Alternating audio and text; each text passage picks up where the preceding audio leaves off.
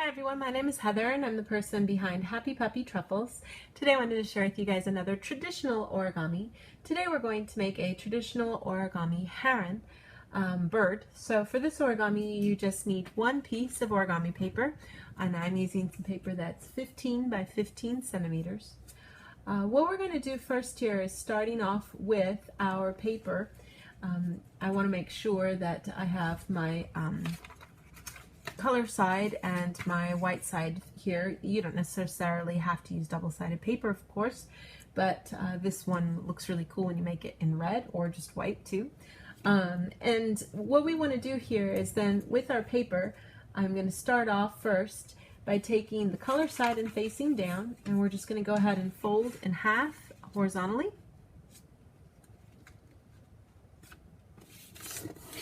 Open it up, fold the other way.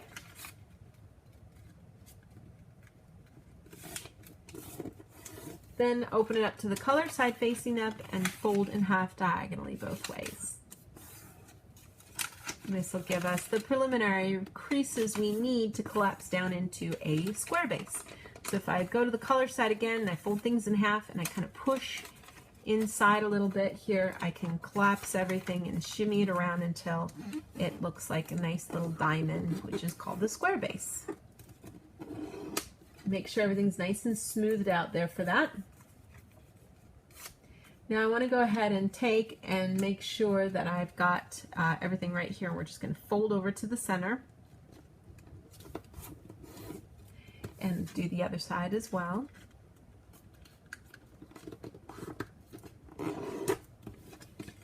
And flip it over, do the same thing on the back.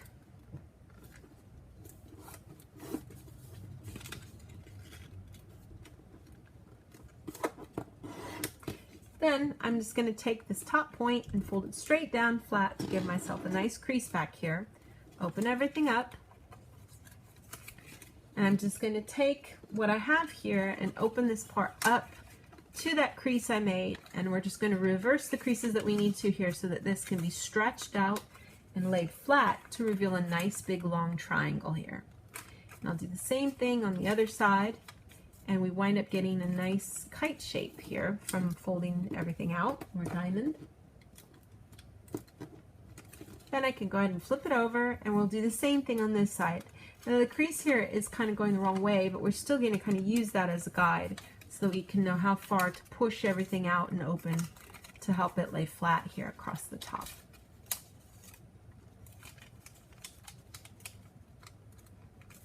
I'm just going to go ahead and make it all smooth. And make sure that you get all these new creases pressed down nicely here from everything that's in the middle and along the points and the top here. So we get something like this. Now the next thing we want to do is I should have these two little flaps at the bottom, and I want to take the side that you see here and fold inwards. So I'm just going to take the bottom outer edge and fold it in to the center.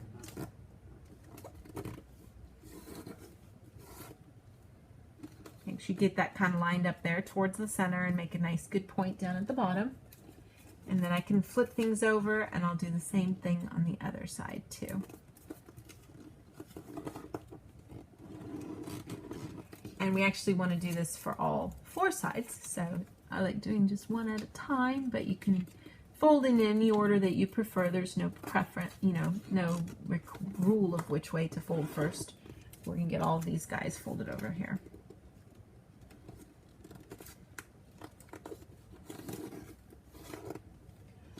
So once you get all four of those sides folded over, you want to make sure everything's nice and smoothed out. You got as good of cleaner points as you can for all of those. You should have the two kind of like wings there at the top.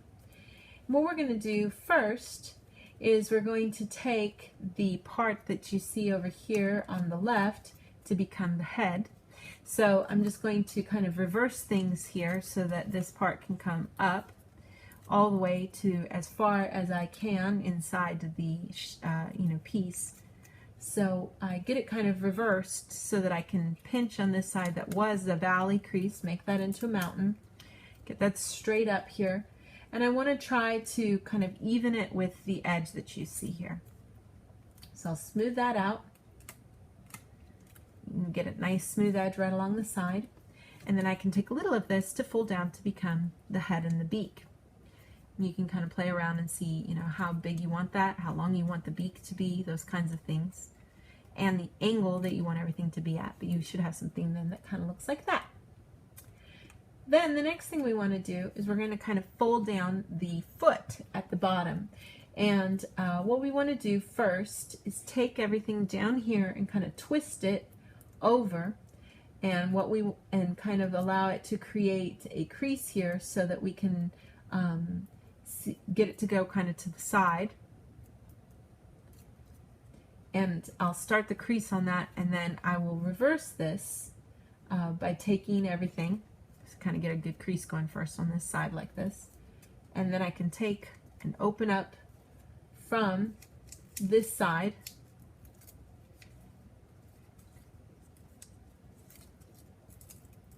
get it to go out like that.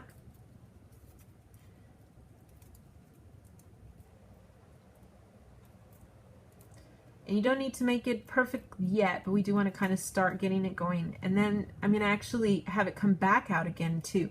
So we're sort of creating like a heel to the bird's foot a little bit, if you will. And if you can, you want to try to get it, you know, kind of snug right on that edge to get a good angle for everything. And make the foot come out, trying to keep it as, you know, straight, creating right angles and stuff there at the bottom for everything as you can. Then I'm going to go ahead and take everything here at the top and fold it into the center. And this is just going to help make the leg a little straighter, I mean thinner. So fold it over here.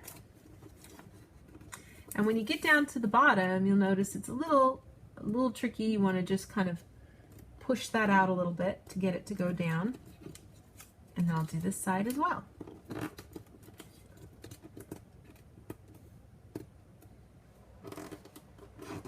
So it gives us a really nice, thin, straight leg there. And then I could take the wings that you see here and kind of fold them out. And it's kind of nice to sort of do a nice little angle here that sort of matches this back part that you see here.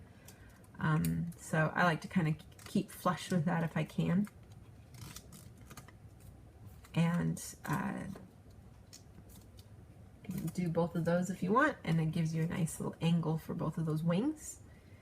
And then it doesn't really stand up by itself necessarily, but you can, you know, have it you know, anchored against something. But that's how you make a traditional origami heron. And I'll have some more fun things to share with you guys in the days to come. Thanks again always so much for watching, and I'll see you all next time. Bye!